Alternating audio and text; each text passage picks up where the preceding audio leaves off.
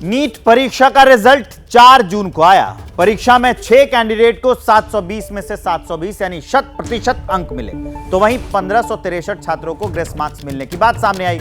Result में और भी कई तथ्य दिखाई दिए जिस पर खलबली मच गई। धांधली के आरोप लगे, छात्रों ने प्रदर्शन किया, सुप्रीम कोर्ट तक मामला पहुंच गया। इसके बाद नीट परीक्षा आयोजित करने वाली संस्था ने यही दलील दी कि परीक्षा में धांधली नहीं हुई है। लेकिन इस बीच बिहार में 13 आरोपियों को पकड़ा गया है और उन्होंने जो इकबालिया बयान दिया है वो बेहद चौंकाने वाला है। नीट परीक्षा में धांधली पर बड़ा खुलासा है। ये आरोपियों के कबूलनामे की कॉपी सामने आई है। आरोपियों ने पेपर लीक की बात कबूली है। एबीपी न्यूज के पास आरोपियों के कबूलनामे की कॉपी भी है।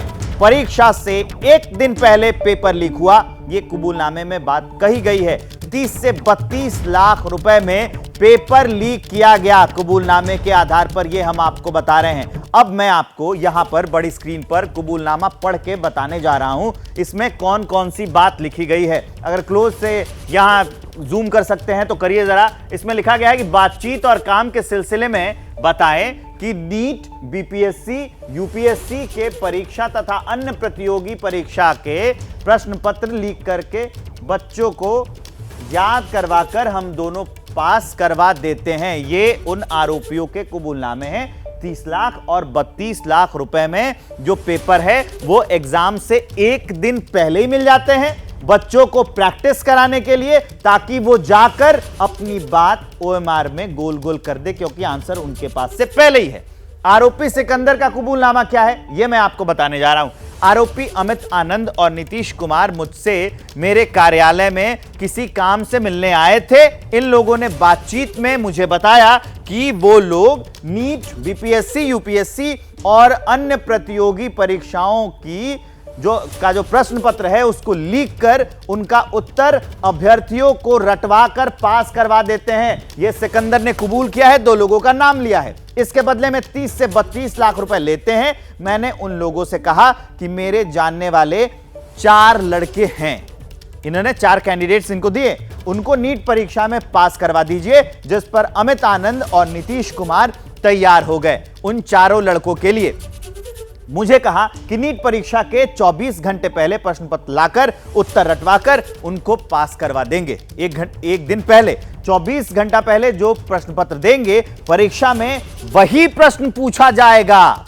यहां से साफ साफ पता चलता है कि एक दिन पहले पेपर लीक कर दिया गया था। 24 घंटे पहले उनको मिलता है। यह हम आपको बता रहे हैं सिकंदर का कबूलनामा। इसके अलावा अभी कहानी और भी है। मेरे जानने वाले 4 अभ्यर्थी, उनका नाम क्या है? आयुष राज, अनुराग यादव, शिवनंदन कुमार, अभिषेक कुमार को 5 मई को होने वाली नीट परीक्षा से एक दिन पहले यानी कि 4 मई की रात को पटना के खेमनीचक में लर्न प्ले स्कूल में प्रश्न पत्र देकर उत्तर रटवाया गया। आयुष राज और जो अनुराग है मेरा खास परिचित था, इसलिए इन लोगों से कम पैसे लिए जाने थे और बाकी अन्य अभ्यर्थियों से पूरे पैसे जितने पे डील हुई थी 40 लाख, 30-32 नहीं 40 लाख रुपए लेने की बात हुई थी। मैं अपना अपराध स्वीकार करता हूं। यह सिकंदर का कबूलनामा है जिस पर जो है पेपर लीक के आरोप हैं। तो सिकंदर मिला, इसने इकबालिया बयान दिया, कबूलनामा, और उसके बाद इसी की निशानदेही पर जो बाकी आरोपी थे वो पकड़े गए। ये बात हो गई सिकंदर की। अब मैं आपको डिटेल में विस्तार से समझा रहा हूं। अब मैं आपको नीतीश का कबूलनामा दिखाने जा रहा हूं कि उसने अपने कबूलनामे में क्या क्या कहा है, जरा ये जानिए। उसका ये कहना है कि मेरी दोस्ती सिकंदर प्रसाद, और उसका पूरा ये एड्रेस लिखा हुआ है, भुट्टो गांव, जिला समस्तीपुर, वर्तमान आरपीसी मोड़, वो सारी चीजें लिखी गई हैं। उसके अलावा अपार्टमेंट और फ्लैट नंबर भी लिखा गया है, किराए के मकान, थाना, और सारा एड्रेस लिखने के बाद ये बताया गया है कि अमित आनंद के साथ नगर परिषद दानापुर के कार्यालय में अमित आनंद के साथ मुलाकात हुई और वो निजी कार्य के लिए लेकर हमें गया था।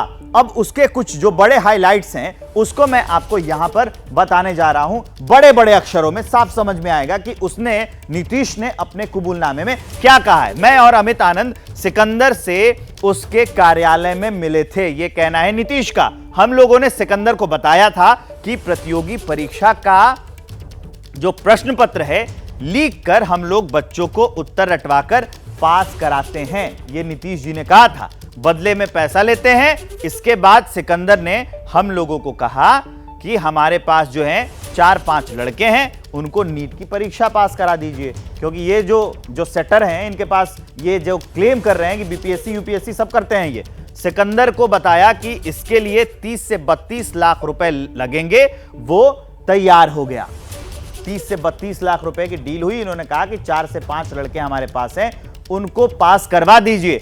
5 मई को नीट की परीक्षा थी, उससे पहले 4 मई को अभ्यर्थियों को जो प्रश्न पत्र था वो लीक कर उत्तर रटवाया गया। 5 मई को परीक्षा के दिन सिकंदर गिरफ्तार हो गया और उसके बाद कबूलनामा आया जो एबीपी न्यूज आपको दिखा रहा है। उसी की निशानदेही पर हम सभी भी पकड़े गए, ये नीतीश ने कहा है। और ऐसे एक एक करके कलई खुलती गई, एक एक तार जुड़ते गए और पूरा मामला अब आपके सामने आ गया है। नीट पेपर लीक मामले में आरोपियों के कबूलनामे के बाद छात्र छात्राओं और शिक्षकों की मांग है कि परीक्षा को रद्द कर दोबारा यह परीक्षा कराई जाए। पटना से हमारे सहयोगी शशांक की एक रिपोर्ट है, वो देखिए।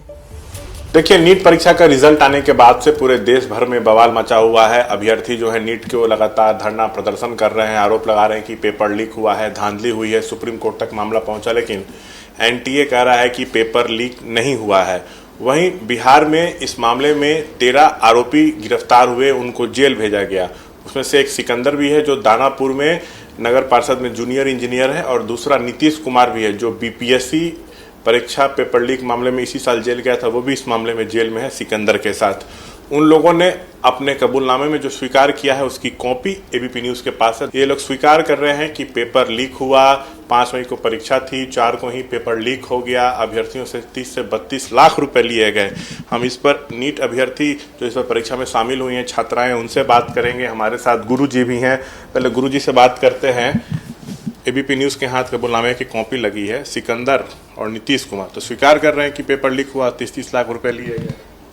हाँ शशांक जी, अगर ये मैटर आया है तो डेफिनेटली ये अनियमितताएं तो हुई है इस एग्जामिनेशंस में, और मुझे पूरा विश्वास है कि कोर्ट और गवर्नमेंट बिल्कुल कड़ा एक्शन लेगी इन सारी चीज़ों को लेकर के। और जितने भी स्टूडेंट हैं उनका जो भविष्य अधर में लटका हुआ, उन्हें सही गाइडेंस, सही रास्ता उनको डेफिनेटली ज़रूर दिया जाएगा।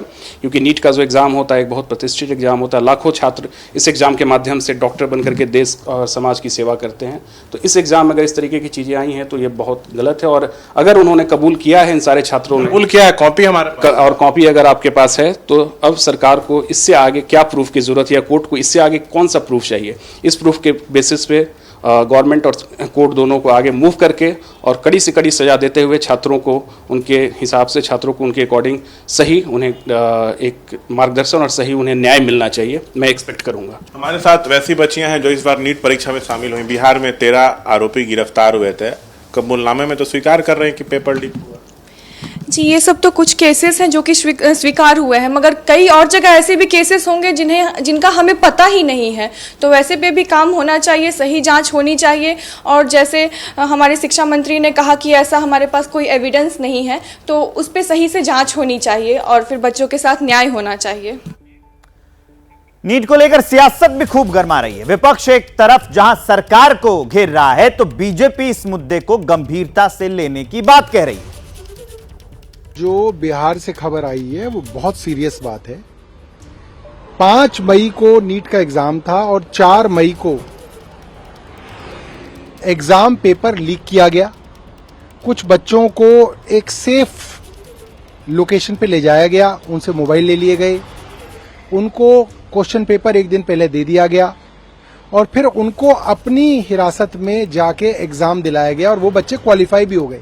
से बात देश के शिक्षा मंत्री माननीय धर्मेंद्र प्रधान जी ने विद्यार्थियों के प्रतिनिधि, अभिभावकों के प्रतिनिधि सबसे बात की है, सौहार्दपूर्ण वार्ता हुई है और वो जो 1560 या 70 कुछ बच्चे हैं, उन बच्चों के ऊपर उन्होंने निर्णय लिया है।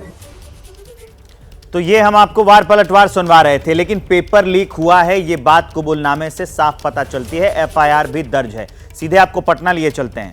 ये वो मामले हैं जो सामने आए थे, रजिस्टर हुए थे और इससे ये बात साबित होती है कि पेपर लीक हुआ है। कई ऐसे मामले होंगे जो अभी तक रजिस्टर ही नहीं हुए होंगे। तो शशांक, बड़ा सवाल यहां पर यह बनता है कि अब क्या बाकी रह गया? अब तो परीक्षा रद्द हो जानी चाहिए।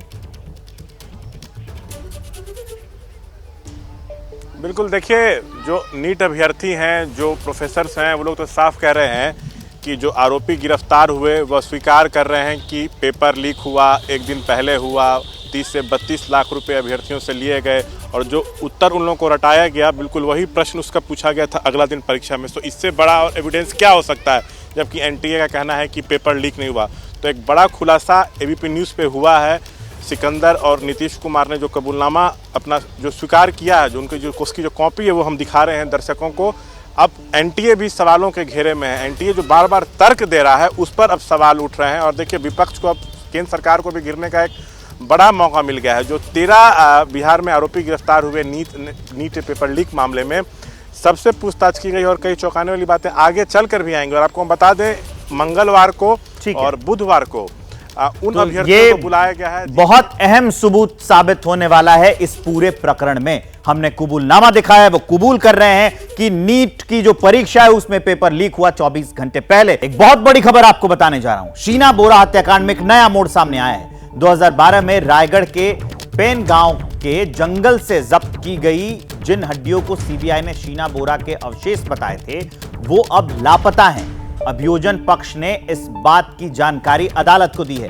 क्या है पूरा मामला? मुख्य आरोपी इंद्राणी मुखर्जी से हमारे सहयोगी अमेर राणे ने खास बातचीत।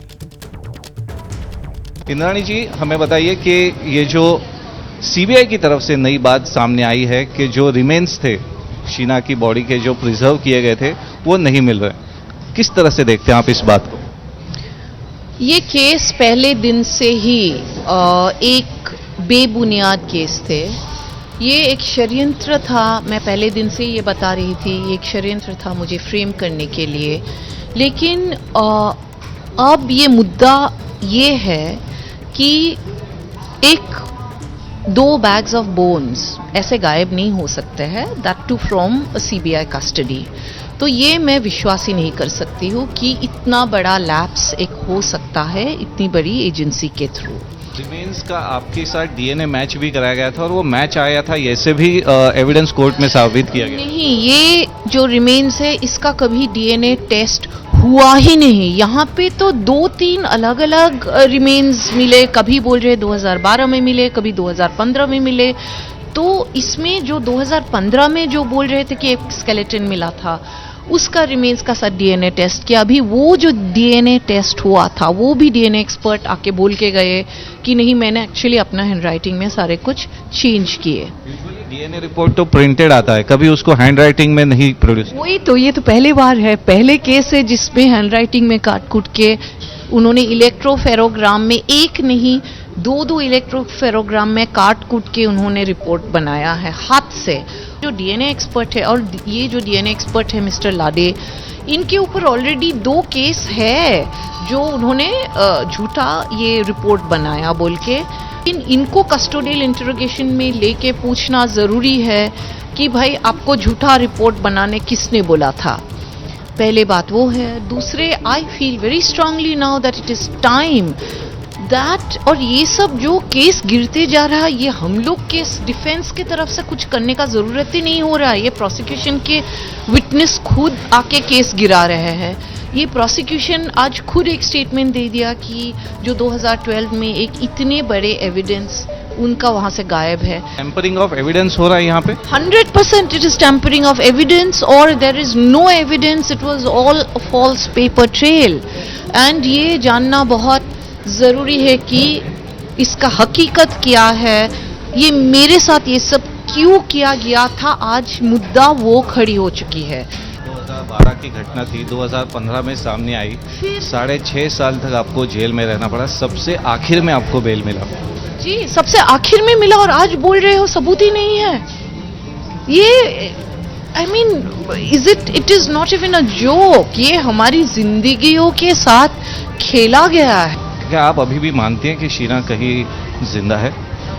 मैं ये चाहती हूँ कि शीना जिंदा है। मैं ये चाहती हूँ, एक माँ हूँ मैं, दिल मेरा यही चाहते हैं। सीबीआई ने स्टेटमेंट आके दे दिया कि वो रिमेन्स मिल ही नहीं रहा है, तो अभी या तो वो कभी भी शीना के रिमेन्स था ही नहीं, वो किसी और के थे, या वो रिमेन्स थे ही नहीं। तो ये मेरा चीज, जो मेरा शक था, धीरे धीरे ये यकीन में बदली हो रहा है। वो इंसान को हिरासत में लेना बहुत जरूरी है, एक राहुल मुखर्जी, दूसरा वो डीएनए एक्सपर्ट, क्योंकि डीएनए एक्सपर्ट को बोलना पड़ेगा कि उसको झूठा रिपोर्ट बनाने किसने बोला था। एक बड़ी अपडेट जानिए, केंद्रीय गृह मंत्री अमित शाह की बैठक खत्म हो गई है। करीब 5.5 घंटे तक यह बैठक चली। एजेंसियों को गृह मंत्री अमित शाह के निर्देश हैं, ज़ीरो टेरर प्लान के तहत काम करने के निर्देश दिए गए हैं। ज़ीरो टेरर प्लान के तहत काम करने के निर्देश दिए हैं एजेंसियों को। गृह मंत्री ने यह बताया है, 5.5 घंटे तक यह बैठक चली है।